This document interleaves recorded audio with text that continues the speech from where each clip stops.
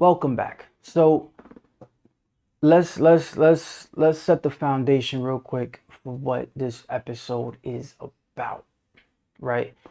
And one of the biggest things that has changed for me lately has been the has just been the overall like mind and body connection that I've been able to gain.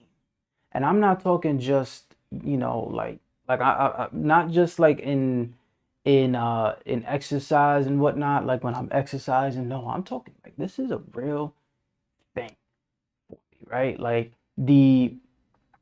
so for the majority of my life, really, I've been mind heavy, right? That's happened from like, from being young and not, for whatever reason, just, you get scared very young. At least I was, and I just enclosed myself in this very, uh, I enclosed myself, and I never wanted to leave. I never wanted to leave or go anywhere, right? And because for whatever reason, it's just the external wasn't the best. I was moving a lot as a kid, so that kind of stuff always contributed. And then as I continued to grow, I realized how much safer the world actually was. And then I kept, of course, growing as one does. And I started to realize how important the connection to my body was. And what do I mean by the body? So it stumbles upon, like, this is based on a fundamental understanding that I had, which was like your body, well, your brain is your body. Your brain is the nervous system. It's not separate. It is the nervous system, right? It's like it's yeah, and just that understanding alone began to really like I started paying like just recently actually. Just recently I started paying attention to my toes. I started paying attention to my knees. I started paying attention to just weird different body parts in my body and how they actually contribute to how they actually contribute to just my mental state as well, because think about it. And I feel like this is not only because of the sun, of course, but I think this is truly why a really great walk really does help tremendously with like just calibrating your nervous system, truthfully. And it really, I gotta say, it just comes from moving. It just comes from just feeling your own body. I got a lot more into yoga. I got myself a beautiful yoga mat, and I'm over here looking for ways to carry it every single day. I'm gonna be honest with you. There's something about having a thing on you that, or just I don't, just having a practice in general where you are there and square with your body. I don't mean to get religious and anything. It's just like you were given this body, right? As far as you're concerned, the only thing you've constantly had, you've probably changed clothes, socks, whatever it is, you've probably changed mindsets and everything. The only thing you've ever had was this body. This is the only thing that you've constantly had since you were young that has changed and will continue to change depending on how you treat it, right? And so I'm thinking about this and I'm saying, well, because I love music, I love my creativity, and I love having fun with it. And I've realized just recently how much my body actually plays into that. Right now, I want to talk about another thing too, which this is gonna get uh metaphysical, right? Which is like, okay, I'm a firm believer. I made an episode about this before called Trust the Thing. Oh, I never told you who I even was. My name is Rangel. I'm an artist and creative mentor at the ACPD. That's that's the basis of what you could use to kind of identify. Go with that what you will. Okay. Nonetheless, I I had I made a previous episode about this, which is and this you can probably make this like part two of that, which is you could tell yourself things in your mind, right? You can tell yourself things in your brain, and they will be enacted by your body, because once again, the body is the nervous system, right? Like the brain is the nervous system. It's all connected.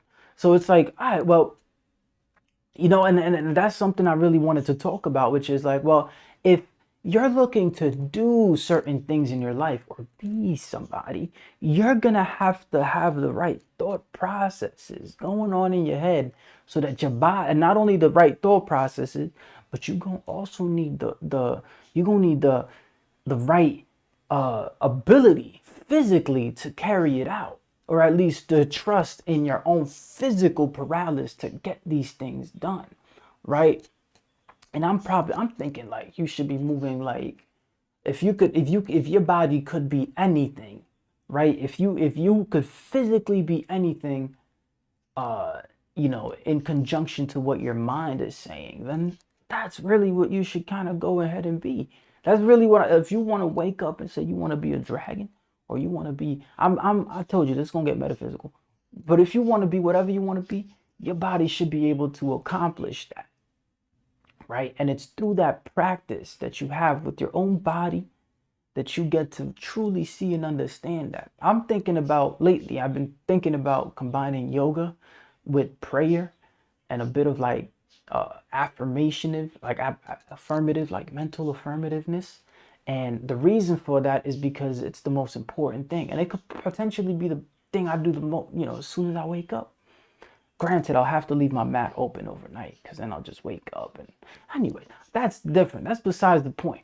That the whole point of what I'm trying to say in this episode is just the fact that there's a connection from the things you think to the things you do.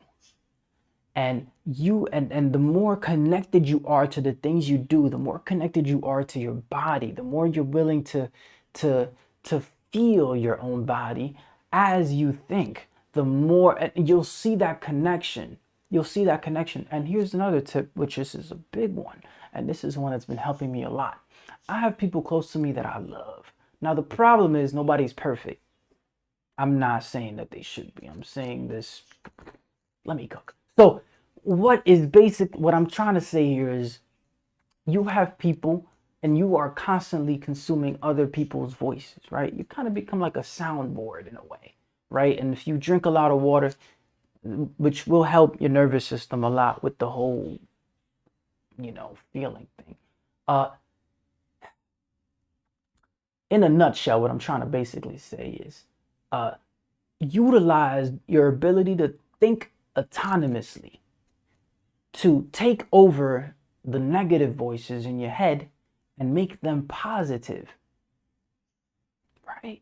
And now all of a sudden you have somebody or something or whatever, just a series of frequencies that you're used to being against you to be for you, right? And it's like, now you have that shift. Like I have, I grew up with a very critical mother. I love her very much, but I grew up with that. And so I have her voice positively running in my head. I have maybe, hey, I had a conversation with someone or a couple people, and maybe whatever they said, right? I can easily take that and just, but that's the practice in short that you want to do in case you have something, in case you have that stuff going on inside, which we're all human. And I think for the majority of us, I've seen personally, we're a very top heavy society. None of us, especially in the North, I'm in New York City. So especially in the North is like, yo, you ain't going out every day flexing and, out in the jungle or you ain't in the jungle. There's no jungles in the North. You get what I'm saying? Like you're not out using your body all the time, or at least we're not as a society in modern cities. We're not using our bodies as much as we need to ultimately. And and those are circumstances and things that you end up having to deal with, because it's a real thing where it's like, now, okay, well, you have to understand how to maneuver, your own, you can go ahead and meditate. I recommend meditation. That connection, meditation is great. Although I have personally began to use, I personally began to use my ability to feel my own body. Like, truthfully, I first do yoga, where I like get on the mat. I just start feeling my toes. I just walk back and forth with my hands, basically like a dog. And I just start flexing and bending, moving my neck and everywhere. And throughout all that, I start breathing. And I get my breath connected to my body. And it's a beautiful thing, man. Because you are at your core, at the core of the nervous system, it is awareness looking to solve problems and make things better. I truly believe that. So it works. And of course, if you're watching this, you're probably creative in one way, shape, or form. And I'm grateful that you're here. And I think this stuff is gonna help you out tremendously, because there's all kinds of optimization. Like, if you really want to be creative, there's all kinds of optimizations you have to constantly go through, right? You have to, and I'm talking about, and the optimizations are like, truthfully, just taking care of your health. There's this thing I heard. Those who don't have their health want one thing. And no, it was backwards. Those who have their health want everything. And those who don't have their health only want one thing. Only want one. And that's probably to be healthy, honestly. Think about it. Yeah. Anywho, that's enough from me for today. I appreciate you for watching.